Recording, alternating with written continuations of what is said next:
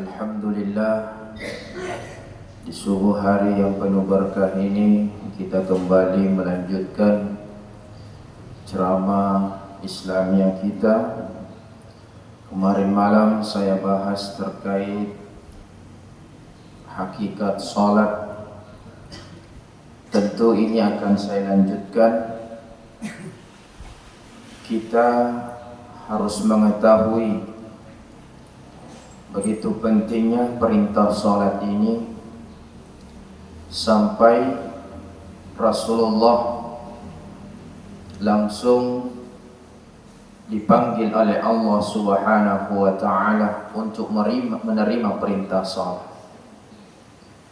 Banyak perintah dari Allah itu sekedar turun ayatnya Allah selesai.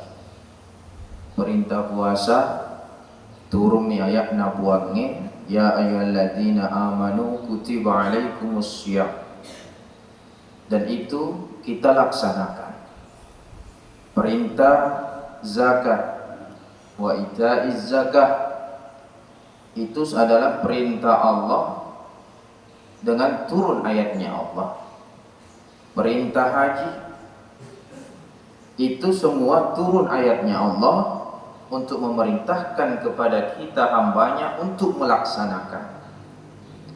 Tapi ini perintah salat spesial langsung dipanggil Nabiullah Muhammad sallallahu alaihi wasallam.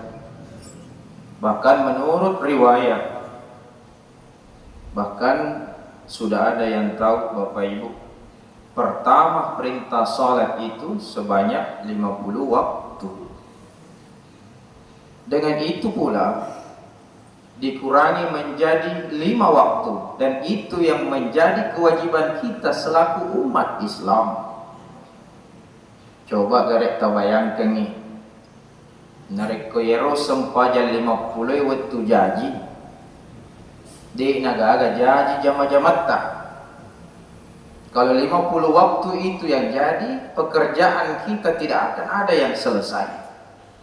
Contoh, ketika ada yang pegawai di sini atau yang mau ke pasar, baru kita selesai sholat subuh, kita siap-siap di rumah, kita persiapkan barang-barang kita persiapkan segala sesuatu untuk ke tempat kerja kita.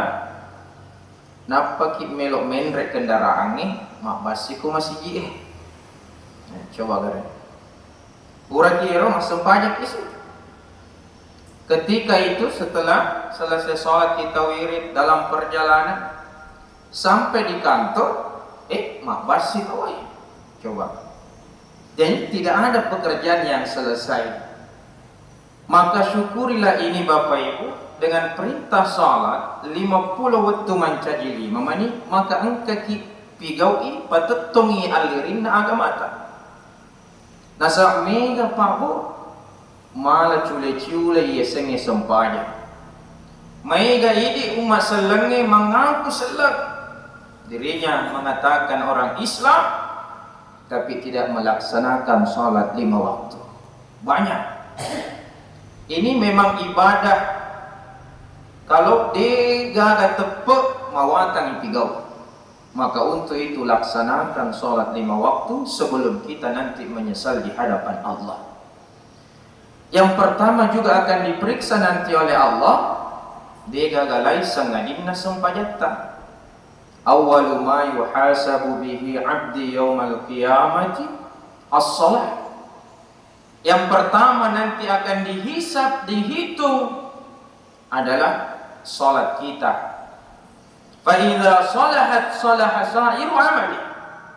Nariko makanya iro sempajatta padang kaki pigaui, kita laksanakan salat 5 waktu itu, maka yang lainnya mengikut. Jadi ini salat sebagai penentu. Sebagai penentu kita sebagai orang yang beriman kepada Allah, orang Islam, itu sebagai penentu salat kita. Kalau ada yang melaksanakan salat dan dia baik salatnya, insyaallah yang lain mengikut. Tapi sebaliknya, wa in fasada sa'iru amali, nareko angka nituli di napiyo sempajangnya, tidak melaksanakan sholat 5 waktu, tidak diperbaiki sholatnya, maka dia rusak juga amalan-amalan yang lain. Jadi sholat ini sangat menjadi penentu keselamatan kita nanti di hadapan Allah Subhanahu wa ta'ala. Dan perintah sholat ini yena hewat dibukai matu pak kuncinna surga.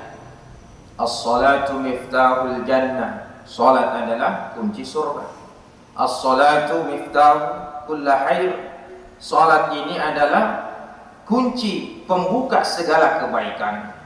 Nah, jadi Bapak Ibu, jadikanlah salat kita ini sebagai pembuka pintu surganya Allah, sebagai pembuka pintu kebaikan. Kalau ada di antara kita umat Islam hidupnya masih belum bagus, maka perbaiki salatnya. Salat yang bagus, insya Allah Allah akan perbaiki hidup kita, Allah akan perbaiki kehidupan kita. Minimal kita bisa merasakan ketenangan dalam kehidupan kita ini. Kemarin kan saya jelaskan, orang yang tenang itu bukan banyak hartanya, tapi ketenangan yang ada dalam batinnya, yang senantiasa ingat kepada Allah, melaksanakan perintah Allah Subhanahu wa ta'ala. Jadi tentu biasa engkau makutangan, Ustaz Mega Thomas Sempajang, banyak orang sholat, selesai sholat lelemutel pak bitemano sih Mega Thomas Sempajang lemutel boto Mega pura mas Sempajang Ustaz lemutoi maga-maga tumai. Apakah itu sholatnya tidak benar atau bagaimana? Maka ini perlu juga dikoreksi. Kalau Bapak Ibu mau saya sampaikan bahwa sholat itu ada levelnya juga, ada tingkatannya juga, yang seni sempajang. Ada level pertama, orang yang sholat hanya menjadikan sebagai menggugurkan kewajiban. Nah, mega ide. Banyak di antara kita sholat hanya menggugurkan kewajiban. As-salapure mas sempajang, lo si tungai botoloe. As-salapure mas sempajang, lele si cerita-cerita si gosip-gosip. As-salapure mas sempajang, lele si mapeleng, lele si maga dan lain sebagainya. Itu banyak orang melaksanakan sholat karena hanya sebatas menggugurkan kewajiban. Kalau sudah selesai sholat, ya sudah selesai. Persoalan yang dilakukan di depan di belakangan nanti, ya yang penting purana mas sempajang. Ada pun juga yang prinsip begitu. Jadi sininna gau-gau naniri Allah Ta'ala, dia semua langgar, dia semua laksanakan. Kenapa? Karena sholatnya hanya menggugurkan kewajiban. Biasa juga ada yang bertanya, di dalam Al-Quran bukankah Allah mengatakan ya ros sempajangi weddingi napabilai boleh perbuatan keji dan mungkar, bisa menghindarkan kita dari perbuatan yang rumajat jaib sama perbuatan yang senantiasa dimurkai Allah Subhanahu wa ta'ala. Kenapa sholat tapi masih banyak orang tidak bisa menghindarkan dirinya untuk melanggar perbuatan-perbuatan yang lain? Karena banyak di antara kita hanya menggugurkan kewajiban. Ini banyak levelnya, ini yang pertama ini. Mudah-mudahan kita tidak hanya sebatas menggugurkan kewajiban selaku umat Islam. Meskipun hakikatnya memang kita kan sholat kewajiban, tapi jangan sebatas itu. Kalau mau lebih bagus, naikkan sedikit levelnya. Nah, naikkan sedikit. Level kedua, orang yang sholat, dia jadikan sholatnya sebagai kebutuhan. Nah, beda tuh Pak, sebagai kewajiban dengan kebutuhan. Kalau sholat kita jadikan sebagai kebutuhan, maka kita yang akan mengejar sholat itu, kita akan pasti menjaga sholat itu. Dan kita tidak akan melakukan kemaksiatan karena kita jaga bahwa saya butuh sholat. Percuma saya sholat kalau misalkan saya masih bermaksiat, sementara saya butuh dengan Allah, saya butuh untuk sembah Allah. Alangkah hinanya diri saya sembah Allah tapi saya melakukan kemaksiatan, nauzubillah. Jadi jadikan sholat sebagai kebutuhan. Kalau butuh datang waktu sholat, azan dikumandangkan, Allahu Akbar, Allahu Akbar. Hati itu langsung meraung-raung, hati kita ini langsung merana kalau tidak langsung melaksanakan sholat 5 waktu. Karena kita butuh. Kalau tiba waktunya berbuka, berarti kita butuh untuk makan. Betul Bu Dik? Ya, butuh untuk makan karena waktunya. Mau tidak mau pasti kita akan cari makanan. Ketika kita lapar dan lain sebagainya, pasti kita cari makanan. Kecuali dalam keadaan berpuasa di siang hari, jangan dulu cari makanan. Ya. Ketika kita lapar, cari itu. Meskipun tidak ada persiapan di rumah, kita kan butuh makanan. Maka kita mencarinya. Begitupun orang yang butuh sholat, ketika azan dikumandangkan waktunya sholat, pokoknya dia tidak enak perasaannya kalau dia tidak sholat tepat waktu. Tidak enak perasaannya kalau dia tidak sholat segera mungkin. Tidak enak perasaannya kalau dia tidak sholat berjamaah di masjid. Karena dia yang butuh. Dia butuh dengan Allah. Akhirnya sholatnya juga sebagai kebutuhan. Sudah menyatu. Akhirnya ketika dia meninggalkan sholat, maka lalai papenekinna dari kudik nama sempanya. Ya, tadi subuh sempat saya tanya pagi, coba kere orang yang terbiasa sholat, masuk waktu sholat, tiba-tiba misalkan perjalanan ke Makassar, itu supir tidak singgah, padahal sudah masuk waktu maghrib. Pasti perasaan tak di dalam hati, ya Allah, belum pagi sholat Allah, belum pi sholat. Karena itu kita sudah terbiasa, ibaratnya kita sudah butuh dengan sholat itu. Nanti selesai sholat baru ada kepuasan batin kita ini karena terpenuhi kebutuhan kita ini. Makanya jadikan sholat sebagai kebutuhan Pak Budi, minimal level kedua ini. Karena sholat kalau dijadikan sebagai kebutuhan, kita akan terdorong untuk melaksanakan. Tidak lagi menunda-nunda sholat itu, tidak lagi makeda matupi. Ini kalau orang yang senantiasa hanya menjadikan sholat sebagai kewajiban, tidak dijadikan sebagai kebutuhan, maka itu akan terlihat. Coba di antara kita, kadang itu kita dengar, nanti misalkan sudah zuhur, ya kalau di luar Ramadan ini biasanya banyak azan zuhur, mete si makna mama loro sih, pure matu loro asara sih. Kurasi matu asara mangaribi, mama mangaribi sih. Padahal lo nama kedaya waktu sempajangnya terhalang dengan waktu sholat, terhalang kegiatannya dengan waktu sholat. Cedek, mama asara sih, mangaribi sih, isa sih. Orang yang butuh sholat tidak perlu yang begitu. Nah, tapi kalau lo ramalangi, ya tentu dia nagagi poyer, nasabah pada masih ya bahkan kita ini tidak menunggu lagi. Angka melok meleki duit kapal 50 sepuai. Ipapilih ki nulle itajamoy mangaribi. Kita sekarang ini lebih butuh waktu maghrib dibandingkan waktu-waktu yang lain karena kita mau berbuka. Tapi di luar Ramadan banyak begitu. Loro sih, asra sih. Nah, berarti ciri-ciri tomakutu yaitu mas sempanya. Nah, inilah kita jadikan kebutuhan agar kita terdorong untuk melaksanakan sholat 5 waktu. Level ketiga, ini level makamnya para aulia Allah. Orang yang sholatnya dijadikan sebagai kenikmatan. Wah, matandri. Sholat dijadikan sebagai kenikmatan. Ini makam aulia Allah, para wali Allah. Tapi kita tidak menutup kemungkinan bisa sampai menjadikan sholat sebagai kenikmatan. Ada yang sesempat dia lakukan penyamar. Ketika dia sholat, dia betul-betul nikmat merasakan dunia ini. Bahkan nikmat karena bisa merasakan, bisa bertemu dengan Allah. Ini luar biasa.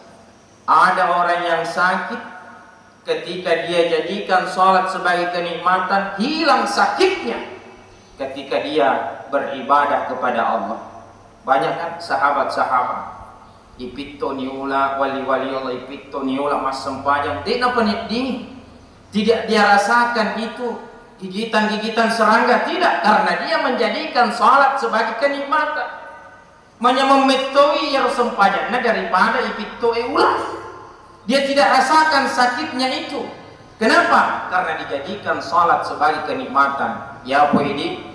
Nape matu namo lebak kupilita digarang ilepar ya lah nih. Ya, nape matu agak itu napa masih leselan nih.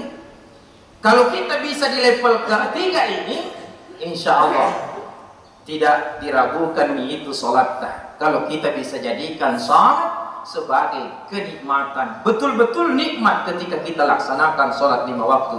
Saya teringat Bapak Ibu dengan guru Ki Haji Abdurrahman Ambodale, pendiri Darud Da'wah wal Irsyad. Saya juga alumni dari Darud Da'wah wal Irsyad. Guru itu pernah menceritakan kepada saya sendiri, guru-guru kami di pesantren, Yeruna segurutta, bahasa Bugisnya Yeruna segurutta malasa dinulet tetok, pakai kursi roda kemana-mana itu Pak. Waktunya sudah lanjut usia 90 tahun ke atas umurnya, beliau pakai kursi roda.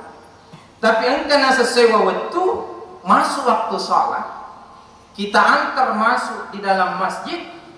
Waktu itu beliau melaksanakan sholat berdiri tegak seperti orang yang sehat, seperti waktunya masih muda. Subhanallah, luar biasa ini. Guru yang mana tidak bisa berdiri, hanya bisa duduk di kursi. Apa yang terjadi? Karena waktu sholat dia jadikan sebagai kenikmatan. Tetap Gurutta Ambo Dalle Mas Sempaja Loripong Allah Ta'ala, karena beliau sudah menjadikan sholatnya sebagai kenikmatan. Jadikan pagi-pagi. Kalau kita bisa sampai di sini, makanya ulama kita mengatakan as-sholatu mi'rajul mu'minin, sholat itu mi'rajnya orang-orang mukmin. Ini orang yang bagi menjadikan sholat sebagai kenikmatan. Kita bisa mi'raj. Jadi Nabi mi'raj bertemu dengan Allah. Kita kalau betul-betul bisa nikmat sholatnya, insya Allah kita bisa mi'raj bertemu dengan Allah. Ini tapi ini mewata-wata nih level ketiga ini. Tapi kalau tidak bisa sampai di level ketiga, minimal kita usahakan sholat sebagai kebutuhan. Yang penting jangan hanya sebatas menggugurkan kewajiban. Banyak di antara kita hanya menggugurkan kewajiban, sehingga itulah yang kadang mencuri padahal sholat. Dia salat tapi dia korupsi, dia salat tapi melakukan perbuatan-perbuatan yang senantiasa dimurkai Allah. Inilah maka pentingnya salat dalam kehidupan kita ini. Perbaiki salat tak, insyaallah Allah akan perbaiki hidup tak. Perbaiki salat tak, insyaallah Allah akan perbaiki segala amalan-amalan tak. Dan itu yang pertama akan dihisab, penentu bahwa kita bisa masuk surganya Allah Subhanahu wa taala. Amin ya rabbal alamin. Bismillahirrahmanirrahim. Alhamdulillahi rabbil alamin. Allahumma salli ala sayyidina Muhammad wa ala ali sayyidina Muhammad. Allahumma ighfir lil muslimina wal muslimat wal mu'minina wal mu'minat al ahya'i minhum wal amwat. Allahumma ighfir lana dhunubana wa liwalidayna warhamhum kama rabbuna shighara. Allahumma yassir lana rizqan halalan tayyiban wa ajil bihi ya ni'mal mujib. Allahumma inna nas'aluka ridhaka wal jannah wa na'udzubika min sakhatika wan nar. Allahumma innaka 'afuwun tuhibbul 'afwa fa'fu 'anna. Allahumma 'afina fi badana, Allahumma 'afina fi sam'ina, Allahumma 'afina fi basarina, la ilaha illa anta. Allahumma inna nas'aluka salamatan fid din wa 'afiyatan fil jasad wa ziyadatan fil 'ilmi wa barakatan fil rizqi wa taubatan qabla al-maut wa rahmatan 'inda al-maut wa maghfiratan ba'da al-maut.